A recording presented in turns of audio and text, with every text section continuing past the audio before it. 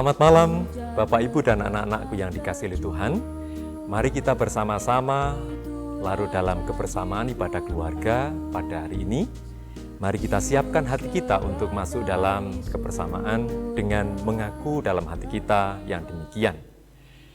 Ibadah keluarga pada malam hari ini kita lakukan di dalam nama Allah Bapa, Tuhan Yesus Kristus dan Roh Kudus. Kasih karunia dan damai sejahtera dari Allah Bapa dalam Tuhan Yesus Kristus senantiasa menyertai saudara-saudara sekalian. Amin. Mari kita mengangkat pujian dari Kidung Jemaat nomor 1. Kita pujikan bait pertama dan kedua, Haleluya, pujilah.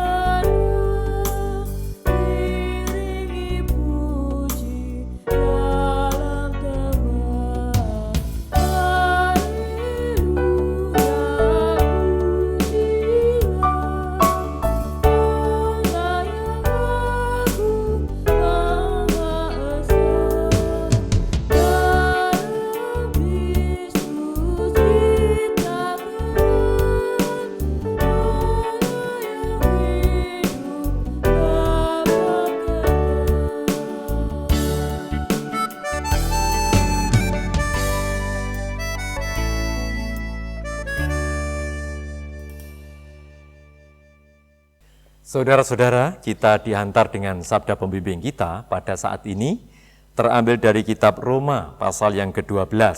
Mari kita buka bersama Roma 12 ayat yang kedua. Mari kita baca bersama-sama saudara-saudaraku. Roma 12 ayat yang kedua. 1, 2, 3. Janganlah kamu menjadi serupa dengan dunia ini, tetapi berubahlah oleh pembaruan budimu, sehingga kamu dapat membedakan manakah kehendak Allah, apa yang baik, yang berkenan kepada Allah, dan yang sempurna. Saudara-saudaraku yang dikasihi Tuhan, kehidupan kita selalu berubah setiap saat. Perubahan yang kita hasilkan haruslah terjadi atau mencerminkan ke arah perubahan yang semakin baik. Perubahan yang semakin baik mencerminkan bahwa kehidupan kita adalah kehidupan yang selalu ingin melakukan sesuatu yang mendatangkan kebaikan pula bagi diri kita dan bagi kehidupan bersama dengan orang lain. Perubahan-perubahan inilah yang memungkinkan kita untuk memberikan sesuatu yang memaknai kehadiran kita. Berubah sesuai dengan akal budi kita berarti berubah untuk bisa melakukan sesuai dengan harapan kita itu. Mari kita sambut dengan nyanyian Kidung Jemaat nomor 370, saudaraku. Kidung Jemaat 370 kita pujikan bait pertama dan kedua, Ku mau berjalan dengan juru selamatku.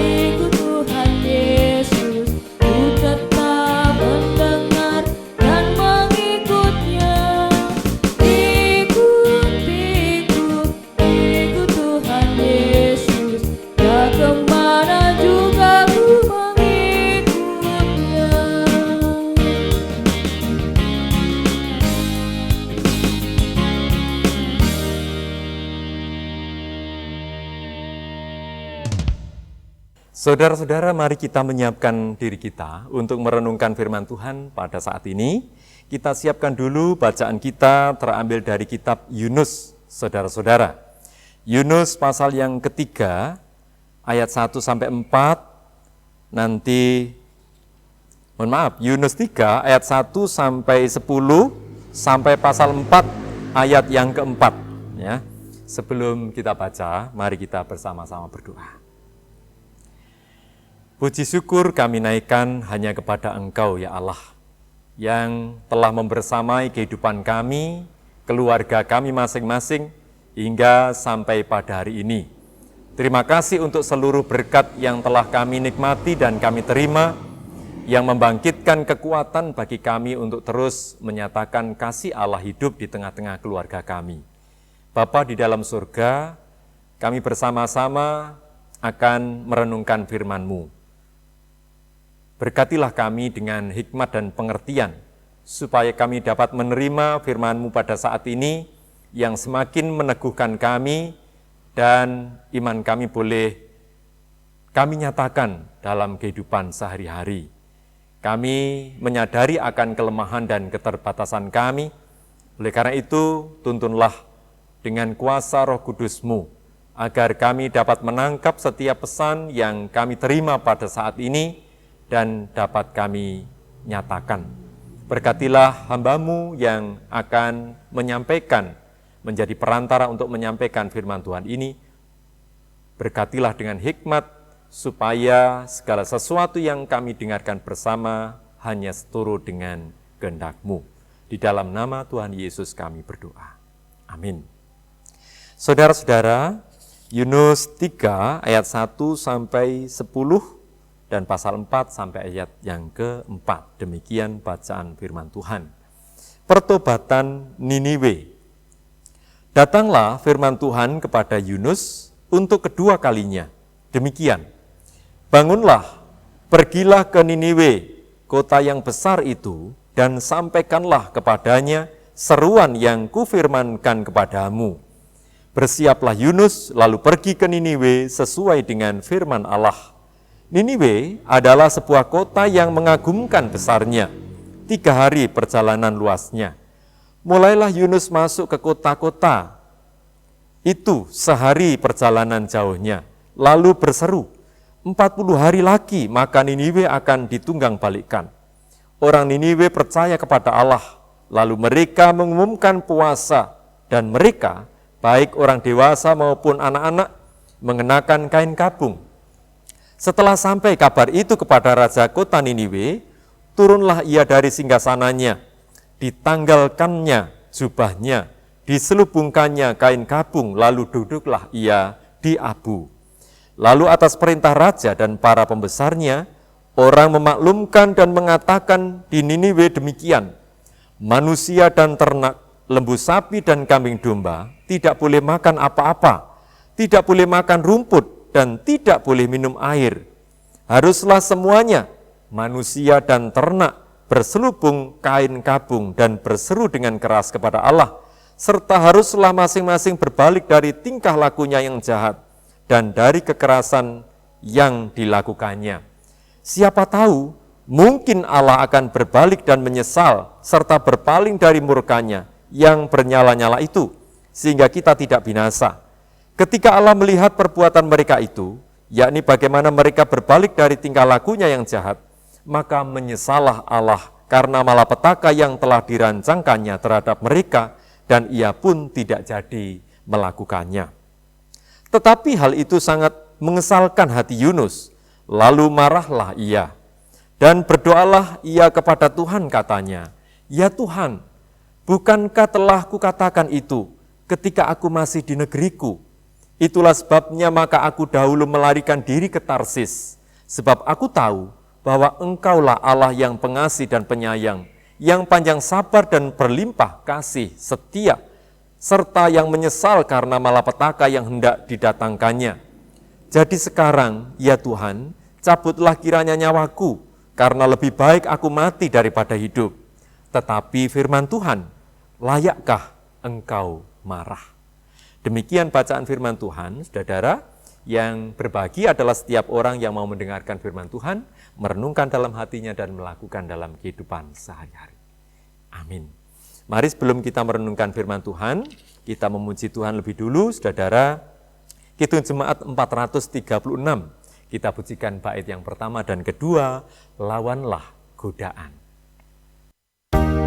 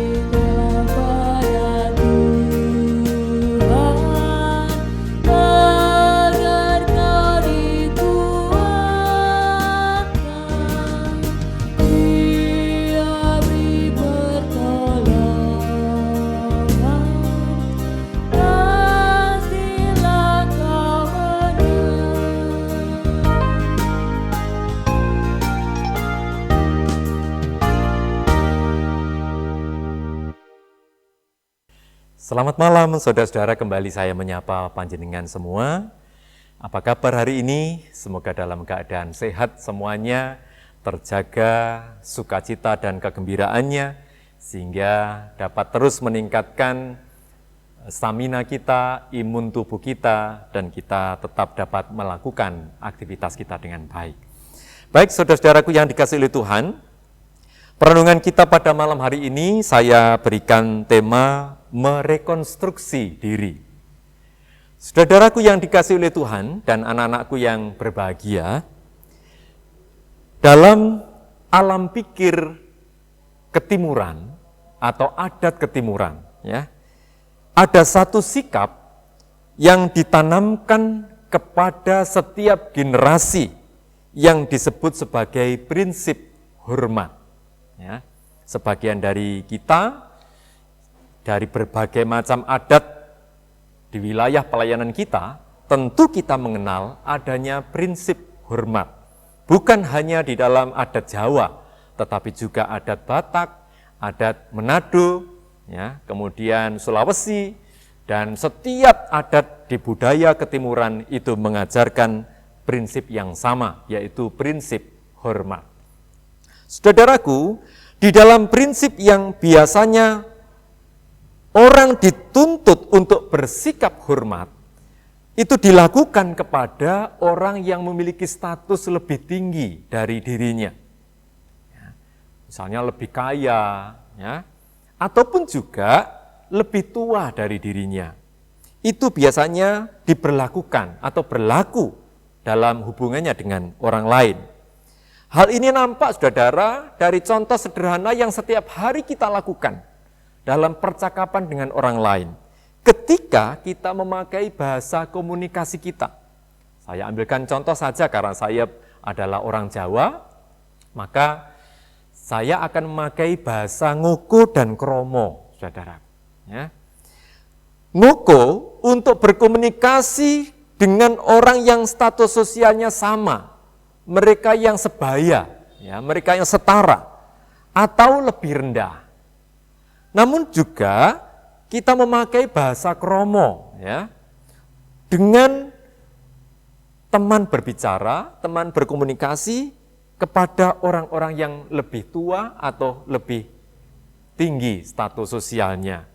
Tetapi kita tidak memfokuskan kepada itu. Kita hanya ingin melihat tentang bagaimana kita hidup dalam konteks budaya ketimuran, saudaraku. Namun bukan berarti orang yang status sosialnya lebih rendah tidak terhormat, saudara. Bagi orang tertentu, orang-orang tertentu yang menanamkan bahwa setiap orang haruslah dihormati, itu betul. Ya, karena prinsip hormat itu adalah dapat diperlakukan kepada setiap orang dalam berkomunikasi, di dalam berinteraksi dengan orang lain. Yang tidak terhormat adalah jikalau seseorang memposisikan dirinya tidak pada tempatnya, ya, tidak pada status sosialnya. Misalnya, saudaraku yang dikasihi Tuhan, contoh saja, bukan bermaksud untuk membanding-bandingkan. Seorang petani misalnya, petani pekerja, mereka memposisikan dirinya tidak bersikap sebagai seorang petani, bersikap sebagai seorang direktur atau seorang guru, ya, itu tidak pada tempatnya. Tetapi seorang petani akan tetap terhormat ketika dia memposisikan dirinya bersikap sebagai seorang petani yang arif dan bijaksana. Demikian juga, saudaraku, seorang bangsawan, seorang pemimpin akan dihormati sedemikian rupa karena sikap arif dan kepemimpinannya. Namun jika dia bermental korup, maka orang tidak akan pernah menghormatinya. Saudaraku yang dikasihi Tuhan, dengan demikian kesadaran akan diri sangat penting dan hal itu hanya bisa dilakukan jikalau seseorang itu selalu merekonstruksi diri agar berada pada tempat atau posisi yang seharusnya. Nah, saudaraku yang dikasihi Tuhan, lepas dari setuju atau tidak tentang sikap, hormat, karena status sosial tersebut. Kita bisa belajar mengenai kesadaran diri dan selalu berjuang untuk memperbarui sikap diri kita. Bahwa manusia tidak ada yang sempurna dan pasti pernah melakukan kesalahan.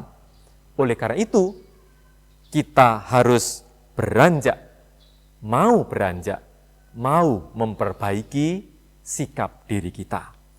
Saudaraku yang dikasihi oleh Tuhan, bacaan kita yang terambil dari kitab Yunus tadi menceritakan paling tidak ada 3 hal yang boleh kita pelajari.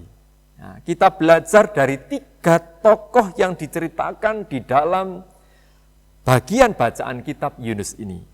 Yang pertama, saudaraku, di sana ada Allah, ada Yunus dan ada orang Niniwe. Ketika Yunus dan orang Niniwe berbuat yang tidak seharusnya, maka Allah murka. Ya. Ketika Yunus dan orang Niniwe melakukan tindakan yang tidak seharusnya, maka Allah murka. Namun jika semua berbuat yang seharusnya, maka Allah yang murka akan merekonstruksi diri. Ya. Jadi penggambaran sikap Allah seperti yang dilakukan oleh manusia. Ya.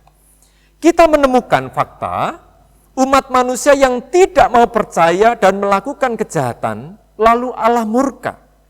Diperingatkan sehingga menjadi percaya. Begitu juga dengan orang Niniwe, saudaraku. Saat Allah murka, mereka mendengar pemberitaan Nabi Yunus. Allah merekonstruksi menjadi tidak murka karena pertobatan orang Niniwe sedemikian rupa. Kita bisa melihat, saudara, bagaimana raja kota Niniwe itu menginstruksikan, menghimbau kepada seluruh warganya, bahkan ternak, untuk ada di dalam perkabungan diri. Mereka menunjukkan ada rasa penyesalan karena kejahatan yang telah mereka lakukan. Setelah nubuatan yang diberikan oleh Allah melalui Nabi Yunus itu disampaikan. Begitu juga dengan Yunus, sang nabi, seharusnya merekonstruksi diri karena kemarahannya melihat orang Niniwe bertobat. Bukankah seharusnya dia berbahagia, saudaraku, dan tidak berhak untuk marah? Bukankah jika ada saudara kita yang mengungkapkan penyesalannya atas peringatan yang kita sampaikan, kita juga ikut berbahagia. Demikian juga sebaliknya. Tidak lalu marah. Jika semua orang mampu menata diri, maka dalam sebuah komunitas itu akan bisa terjalin indah. Saudaraku yang dikasihi oleh Tuhan, di dalam bergereja, paling tidak ada 3 oknum yang berperan, yaitu Allah, hamba Tuhan, dan umat. Siapakah Allah dalam kehidupan komunitas gereja? Allah sebagai pemilik dan kepala dari umat. Sedangkan umat adalah orang-orang yang telah percaya dan terpanggil untuk beribadah kepada Allah.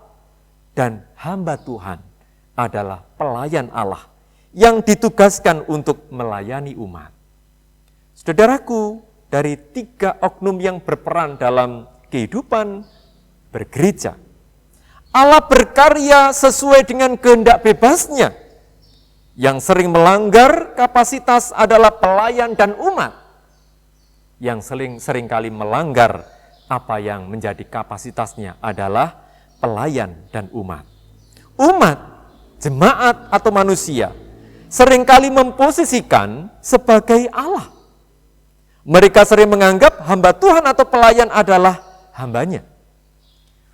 Umat terus berkhotbah yang menuntut, ya. Seringkali, saudaraku yang dikasihi Tuhan, umat menuntut supaya pelayan ini dalam menyampaikan pesan atau khotbahnya itu menuruti apa yang menjadi keinginan umat. Ya, apa yang disenangi, Apa yang tidak disenangi, itu jangan dikhotbahkan. Mungkin diantaranya seperti itu, saudaraku. Begitu juga dengan pelayan atau hamba Tuhan. Seringkali memposisikan diri sebagai hamba umat. Selalu berorientasi untuk menyenangkan umat. Dan kadang juga bersikap sebagai Allah. Ia merasa bahwa umat itu adalah miliknya. Oleh karenanya, dia berposisi sebagai bos yang harus disanjung dan ditinggikan. Nah, di luar kapasitas inilah, saudaraku, yang perlu menjadi koreksi kita dalam kehidupan kita masing-masing. Jika demikian, terjadi dalam kehidupan kita, dalam komunitas bergereja, maka dalam hubungannya dengan orang lain tidak akan menjadi sehat. Gereja akan sakit sebab kehilangan Allah yang empunya hamba dan umat. Tuhan Allah akan kehilangan posisi sebagai pelayan sebagai hamba dan umat sebagai umat Allah. Jadi tidak hubungan yang tidak sehat. Allah sendiri sering menuntut untuk tidak selalu menyampaikan berita atau firman yang selalu menyenangkan, tetapi teguran didikan untuk membangun komunitas atau kebersamaan. Saudaraku yang dikasihi oleh Tuhan, ketika Yunus kemudian diutus oleh Tuhan, dia pernah melarikan diri, tetapi kemudian dia kembali melakukan tugas pengutusan itu. Namun, dia merasa marah karena umat bangsa Niniwe, orang kota Niniwe, itu menyesal dan bertobat. Pertanyaan yang diberikan kepada Yunus oleh Tuhan, layakkah engkau marah? Tentu jawabannya adalah tidak. Karena apa? Karena orang Niniwe telah merekonstruksi diri. Seperti Allah yang awalnya murka, kemudian juga merekonstruksi diri. Seperti halnya bangsa Niniwe atau kota Niniwe, demikian juga Allah. Yunus pun harus merekonstruksi diri. Demikian pula kita, saudaraku yang dikasihi Tuhan. Dalam situasi untuk menciptakan kebersamaan dan komunitas yang akan menjadi semakin baik, maka kita perlu untuk merekonstruksi diri kita. Mari kita mencoba untuk melakukannya agar kehidupan yang semakin harmonis dan baik itu kita dapati. Selamat mencoba, selamat merenungkan firman Tuhan. Tuhan Yesus memberkati. Amin. Saudaraku, kita bersyukur karena kita telah menerima berkat dari firman Tuhan yang kita dapatkan pada hari ini, dan juga kita mengingat berkat Allah setiap hari telah kita nikmati. Mari bersama kita mengucap syukur, kita akan menghimpun persembahan, dan perlu untuk diketahui bahwa setiap keluarga dimohon dapat mewujudkan ungkapan syukurnya yang nanti dapat dihimpun melalui ketua KRW masing-masing dan bisa diserahkan pada saat ibadah di gereja. Mari menandai ungkapan syukur kita, saudara, kita akan iringi dengan pujian Kidung Jemaat 403, namun kita dasari dulu, saudara, dari Kitab Mazmur. Mazmur pasal yang ke-50, saudara, ayat 14 dan 15. Demikian. Persembahkanlah syukur sebagai korban kepada Allah dan bayarlah nazarmu kepada Yang Maha Tinggi. Berserulah kepadaku pada waktu kesesakan, aku akan meluputkan engkau dan engkau akan memuliakan aku. Mengiringi ungkapan syukur kita pujikan 403 bait pertama dan kedua, hujan berkat kan tercurah.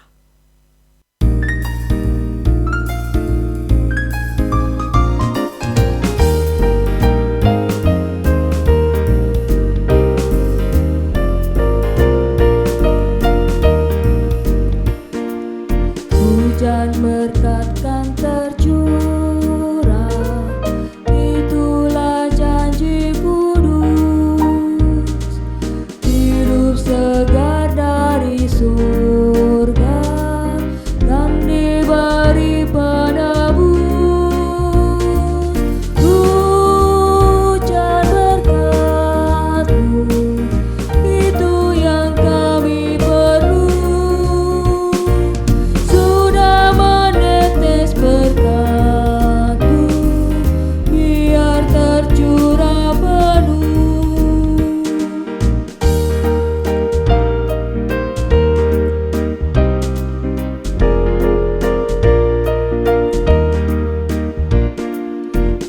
Hujan berkat kan tercurah, hidup kembali segar. Di atas bukit dan jurang, bunyi derai terdengar. Hujan berkat-Mu, itu yang kami perlu. Sudah menetes berkat-Mu, biar tercurah penuh.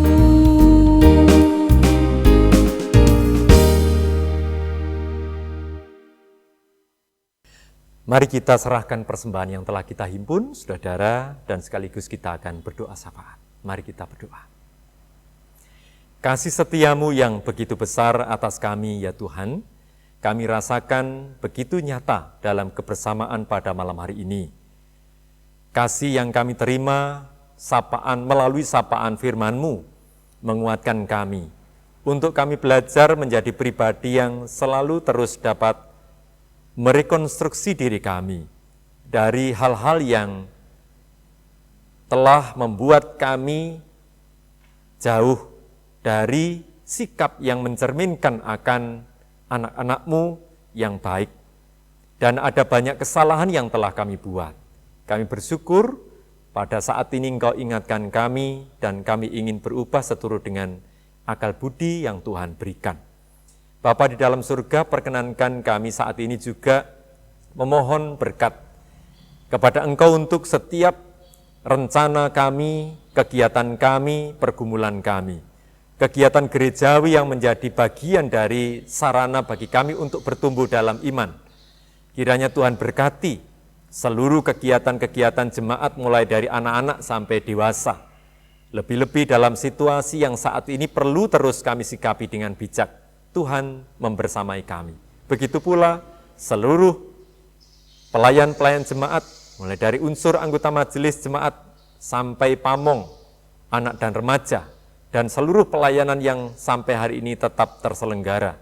Tuhan kiranya tetap memberkati kami. Kami juga ingat akan saudara kami yang sakit, yang dalam proses pemulihan mereka. Bapa, Engkau yang mempunyai kuasa untuk memberikan pertolongan dan kesembuhan. Kiranya Engkau memberkati mereka seturut dengan kehendak Tuhan, supaya saudara kami selalu dapat mengucap syukur karena terus mampu merasakan campur tangan Tuhan yang besar atas setiap kondisi mereka masing-masing. Bapak, kami juga teringat untuk anak-anak kami dalam proses mereka di tengah-tengah studi, mencari peluang bekerja, dan juga mencari pasangan hidup. Berkatilah anak-anak kami supaya dapat memperoleh apa yang menjadi harapan terbaik dalam hidupnya. Bagi saudara kami yang telah Tuhan berkati dengan pekerjaan, apapun pekerjaan yang telah Tuhan berikan, melaluinya biarlah berkat Tuhan diterima dan juga menjadi berkat bagi orang lain.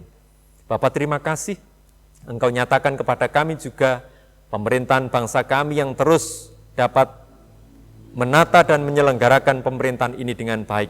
Bapak, berkatilah para pemimpin bangsa kami untuk dapat mewujudkan kesejahteraan bagi masyarakat. Ya Tuhan, ungkapan syukur bersama pada malam hari ini kami telah menghimpun persembahan. Sucikanlah ya Tuhan persembahan kami, tanda syukur dan sukacita kami, karena berkat Allah yang telah kami terima. Sucikanlah agar menjadi sarana bagi kami untuk ikut ambil bagian dalam menyatakan kemuliaan-Mu di tengah-tengah pelayanan gerejawi. Bapak, terima kasih kami akan mengakhiri ibadah pada malam hari ini dan kami akan melanjutkan aktivitas di tengah-tengah keluarga. Tuhan tuntun sertai, dan jikalaupun kami nanti malam akan beristirahat, kiranya Engkau menyelimuti kami dengan kuasa-Mu sehingga kami boleh mengistirahatkan tubuh kami seutuhnya. Di dalam nama Tuhan Yesus Kristus kami berdoa. Amin. Saudara, mari kita akan akhiri ibadah kita pada malam hari ini dengan pujian Kidung Jemaat 412. Kita akan nyanyikan bait yang pertama saja. Tuntun aku, Tuhan Allah.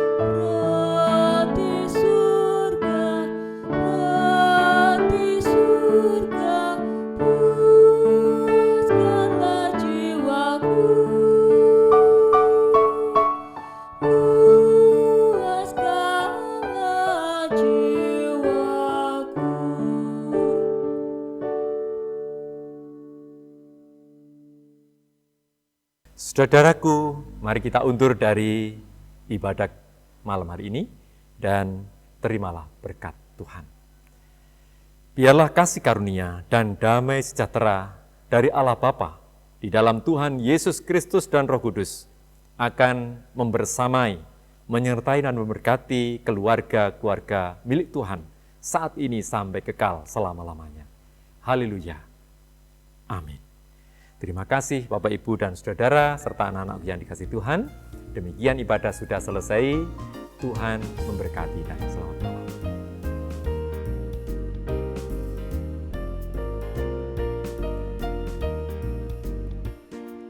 Hujan berkat kan terjadi.